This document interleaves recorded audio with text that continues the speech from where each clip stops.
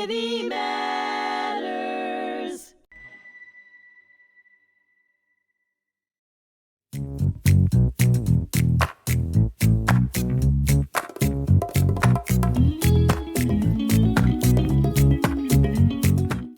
Welcome to HMTV. My name is Alan Mindel. I'm your host today for Influential Origins, and I have a fantastic guest, Mazi Pilip. It is such an honor and privilege to have you here today. Welcome, Mazi.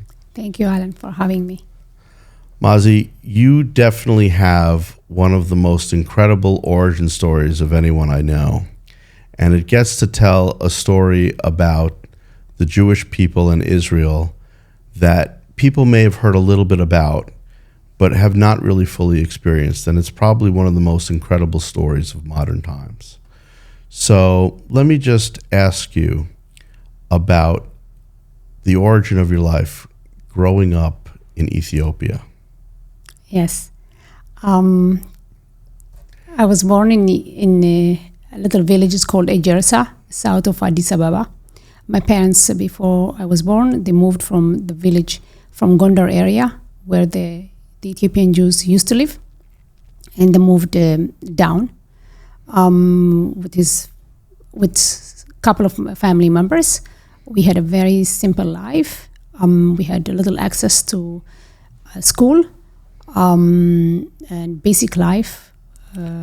What was your father doing for a living at that point? He was dealing with the agriculture, working the No running water. No running water. No electricity. No. None of it. None of it. If we need water, we have to walk miles to bring the water to the house. Electricity does not exist. You're using fire, basically, to cook your food and even to light the house. As I said, simple life in a lot of ways. What was the language you spoke? Amharic. Is Ethiopian main language. But you were not a regular Ethiopian, you were a Beit Yisrael. And so people in the town, in the area, knew that you were different, knew that your family was different. A little bit, because at the beginning nobody knew. A lot of the Ethiopian Jews, if they lived together in a big village, everybody will know each other. Otherwise, if you are living from outside of the big village, you have to keep it very secret, because the minute they will know, you don't really completely belong to that area, and then you will be attacked. And most of the Ethiopian Jew used to call Falasha. Falasha, the word Falasha is basically a person who doesn't have a land, a person who's traveled from place to place. A person doesn't belong to the area. And in order for others not to know, you keep your Judaism inside. You don't talk about it. Say, like many Jewish people from Iran or Iraq or other part of the world, you don't talk about this publicly. You want to survive. You want to manage life in a simple way.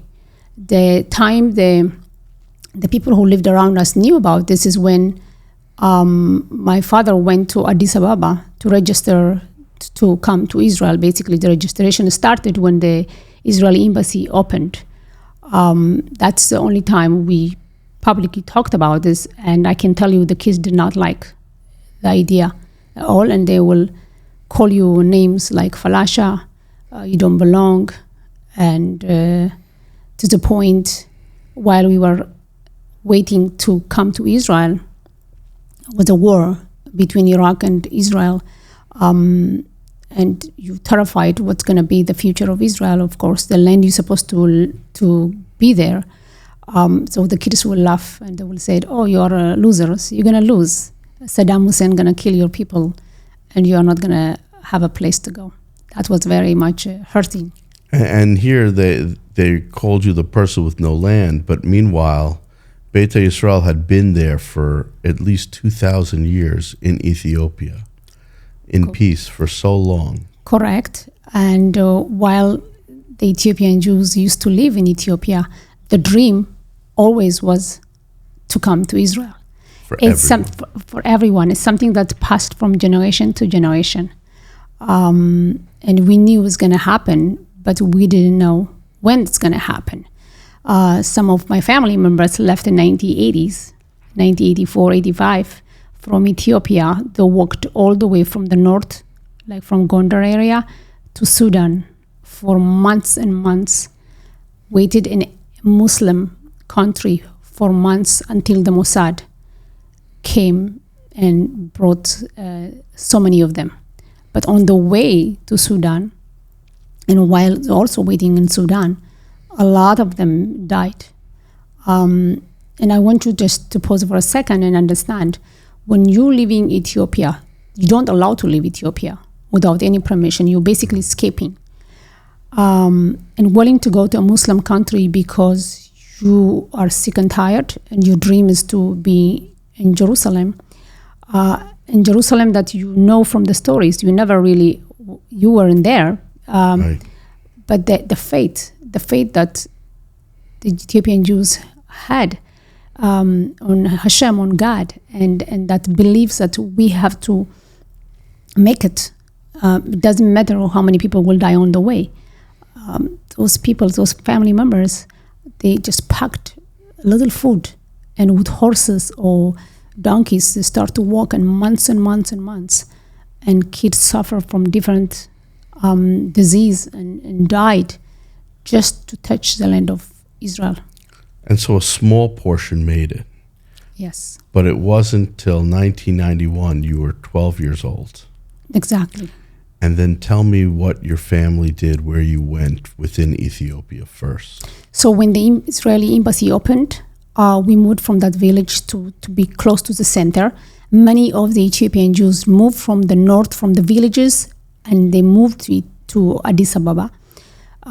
We waited for a long time there, but the Israeli government gave us food, school. We allowed to go inside the Ethiopian Israeli embassy, and we also received help from the Jewish agency. Every day we got our meal. They were preparing us to come to Israel. We learned basic Hebrew, and we were so excited that the government is finally taking care of us, and we are coming closer to the dream, which is to come to Israel.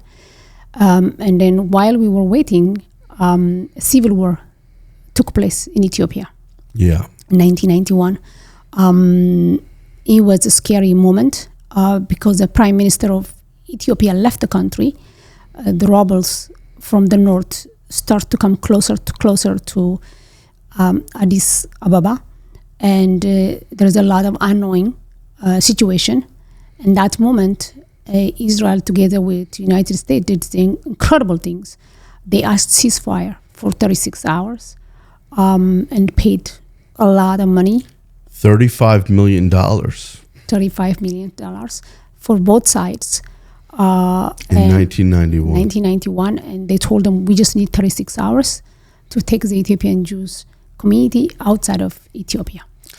And how many Jews were there at that time? I don't remember exactly, but around 14,500 people airlifted within 36 hours. It's the largest airlift in the history of the world.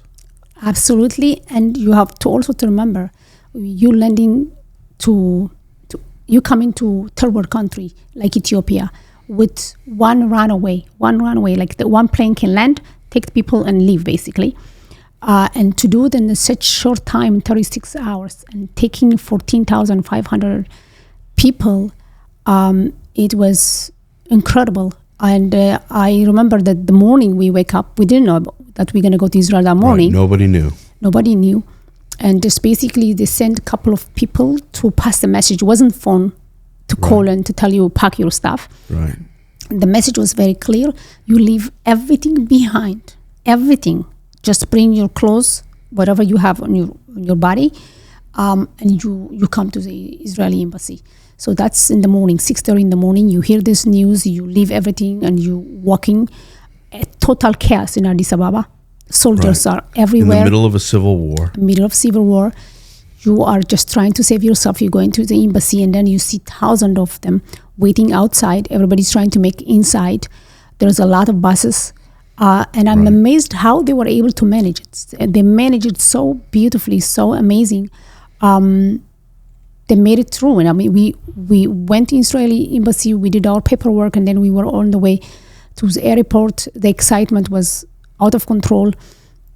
And a lot of the plane, they took the seats out, and some of them were El Al planes, and some of them were jumbo military jet, basically. C-130s. And with nothing but just open. So you go in, you sit on the floor, and you are happy, you tired. No food, no water was given to us during those hours while we were waiting. But the excitement of, wow, finally we are making it to Israel was incredible. I remember the kids around, like the people who were in the plane, we were singing Evenu Shalom Alechem, which means we brought the peace with us. And then as soon as we exited the plane, one of the first things people did around me is kissing the ground and crying. And as a little child, you do the same things. And then you see soldiers, female and male Israeli soldiers, helping us, giving us water, and taking us and leading us, from the airport. It was incredible, an amazing moment of meeting your white brothers and sisters, basically. It was the largest number of humans ever put on a plane, over 1,000 passengers. And when they landed, they had 2 more because people would give birth in flight. It's true. I think 9 babies were born. Yeah. And no accident took place, yeah. which is a real miracle. Yeah. And you also have to remember the Israeli society, they didn't know that we are coming as well. Yeah. So everybody was surprised. One of the few years ago, I gave a speech, and that speech with me was a pilot, Israeli pilot, who participated in Operation Salomon, and then somebody from the Bush administration, the father, was I forgot his Herbert Walker, George Herbert Walker Bush. I forgot, but he was with me, and each one of us were giving, like we were talking about our own experience. So the pilot said that day they told him for 1 week, pack your stuff, don't tell your family where you're going. He didn't know where he's going, and he just packed and he came.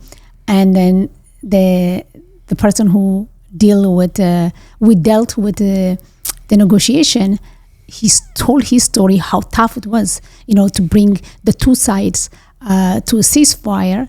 And then I was telling my story, the excitement, the fear, and then coming to new country with new culture, new language, new everything. So it was an incredible moment.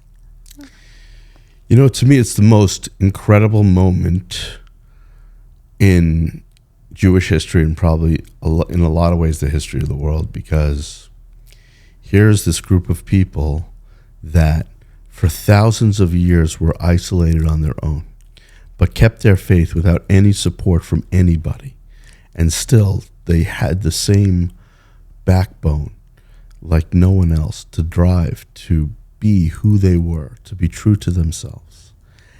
And then for Israel, this country so small, and that was not very old, only started in 1948 to be formally as its own, the ancestral homeland, and a place where in theory every Jew would be welcome. And not just welcome. I'm the child of 2 Holocaust survivors. I'll never forget my father when the first mission happened, Operation Moses, and then the one that you went on, Operation Solomon. No one ever came to rescue him from Poland. So when he saw our own people coming and being there, for every survivor, it meant everything to them. And it meant everything that we finally were able to protect our own people. And it's a welcoming like no other, It just meant so much to everyone involved. So much pride. He was as proud of that as any moment that he ever had. to be Jewish. And he made sure we all felt that way, which I'm sure you didn't necessarily get that sense when you landed, but we all did.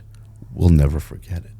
It's beautiful just hearing your father's story, what that moment meant to him.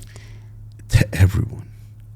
Because finally, it meant the next time a group came that were going to make us, the unwelcome, the unwanted, that we were going to be persecuted just for who we were. We now had our own place and our own people to stand up for us. And we were now not going to be refugees or victims. We were going to stand on our own 2 feet. That's what it means for Operation Solomon. But when you get to Israel, there is a euphoria of love for the success of this, for the unity of it. But you had come from a very different world than modern Israel. It wasn't, the land where the agriculture was done by hand, where the food was cooked by fire and the light was by fire. It was a society that had a very different modern element with different priorities. What was that like for you when you first got there? Yeah, so the first few days is exciting. It's really exciting. Like, you walk into the house, that you have your bathroom inside the house, right? The kitchen inside the house, right? Running water inside the house, right? And you have a community who doesn't look like you, right? Welcoming you, right? And giving you the food, helping you, teaching you Hebrew. It's just beautiful, and that's what makes Israel very unique.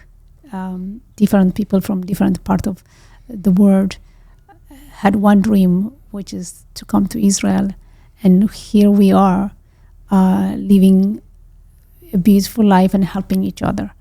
But then, as the excitement goes, and there is challenge. I remember I walked into the class. I was only Ethiopian girl. And then they were trying to communicate with me. I hardly knew Hebrew. And they asked me, what's my name? I think they brought somebody that Ethiopian Israeli that came in Operation Moses to translate a little bit. Right. And I told them Tadu, which means Mazal, which is luck. And they said, okay, from now on you are Mazal, Mazi. I said, oh, I love it. And then you slowly with little language you're trying to make friends. And I made friends, and I started to learn Hebrew. It was tough. You have parents who doesn't speak Hebrew at all. Nobody really, you don't have that help every day. So what Israel did at that point, a lot of Ethiopian Israelis went into the boarding school because the boarding school had a better system to accommodate the Russian immigrant kids and the Ethiopian immigrant kids. So I went to boarding school at the age of 12. I just arrived and I went to boarding school. The first few days, I was just crying. All I wanted is my parents next to me. Right. But very quick, I realized this is a new life, a new opportunity. You're gonna make friends. Not everybody looks like you have the same color like you, but there is good people around you, and you have to go through it. There is not going back. You just have to be strong. I took school very serious. I really worked very hard. I took it very serious because I knew the opportunity was right there for me to be strong, to build my future. And I didn't want to be too much emotional or to feel like I'm alone, I don't have nobody, life is difficult. No, life was difficult in Ethiopia. This is it. This is the land of opportunity. You're going to get every help. I told myself, every help is out there, and you're going to make friends. And and I did make a lot of friends and finish my high school diploma. I was very proud of myself, although it was very hard. But again, the boarding school had a great system, people around us 24 hours to help us. And when I finished my school, my high school, I came to my dad, and in Israel, after you finish high school, automatically you go to the army, right? Or you can do different service. If you cannot join the army, you can serve the people, the public in different ways. But I wanted to serve. That was something that was very, very meaningful for me. And I can tell you, when I came to Israel, I mentioned in the beginning, I saw a female soldier. Right. For me, that was eye-opening. A female because you soldier. never saw that in Ethiopia. Never. I saw soldiers like male, but female soldier is like, wow, that's incredible. So it was very clear to me once I finished high school, I'm serving. And I remember I had this conversation with my dad, and I said, Dad, I'm going to go to the Israeli army. And he said, no, look at you, you're very skinny. You can't make it. Army is a big deal. And in my culture, parents are everything. Whatever parents saying, you have to just follow. There is not arguing like the way my kids are arguing with me now for every little things. Right. Our kids have no idea what we grew up with and how the world was. So that was like for my dad, when he saw me like very strong, like telling him, Dad, I'm going to make it. And I have to serve. He realized he cannot argue with me. He realized giving back to the country is something that's so important, so meaningful. And he said, go ahead, if you can handle it, handle it. But he also saw that you were a special person. He saw like, I'm not going to give up quickly. Right. But I'm not going to lie to you. The first few days, I cried. It was like intense training. All of a sudden, you're carrying big bag and the weapon. And you, from the morning to the night, you're running around. There is no time to sleep well. They're going to wake you up in the middle of the night. You're sleeping with your gun. You have to protect it like 24 hours. They're going to try to take it from you. Yes. Yeah. So, in the middle of the night, they're going to wake you up to see how... And then the food wasn't the best. Like whatever there is on the plane, in the plate, you have to eat. And quickly. So the first day I said, I'm not going to like this. But the second day I realized I'm not going to have no energy if I'm not going to eat that.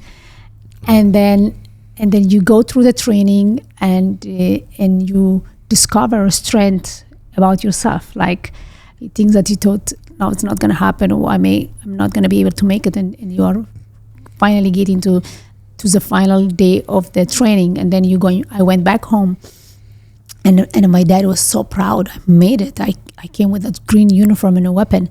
He was so proud. And then I was about to take my uniform, and he said, "No, keep it. I want all my friends to see you." To see. That was a pride moment for my parents, and the idea of, look at my girl, my little girl, my skinny girl, making it. Came here as 12, didn't speak the language, didn't read it. Couldn't write it, wasn't eating, had nothing, right? Yeah. Came on a plane with 1,000 other people as a refugee, kissed the ground, and now you're 18, and you're built strong from head to toe, and you're proud, and you are that woman, just like the one you saw when you got off the plane. You're one of them, Yeah. And your father, when he came off, and your mother, they came from a world that was different, that didn't have those possibilities we take for granted of what the Western world, in addition to the Jewish world, offers, which is, for us culturally, there is no such thing as the man is up here and the woman is below there. We are all people, and we all have that ability to rise above it. And that opportunity came. It didn't mean nothing was given to you. The only thing given was the opportunity to do it. Yes. And against all of it, others may have tried. You did it. You lived every minute of it. And I enjoyed. And I enjoyed it so much, and I learned so much. And then again, the pride of, my parents were so proud, like she is now part of this Israeli society and defending and helping to protect this land, the Jewish land. And as you're giving, and you learn so much about yourself, and you're becoming even a stronger person. Yeah. Well, I can't wait to get into more of this, which we're going to do now. But it's been great to have this first episode with you. Thank you so much, Mazi. Thank you, Alan, for having me.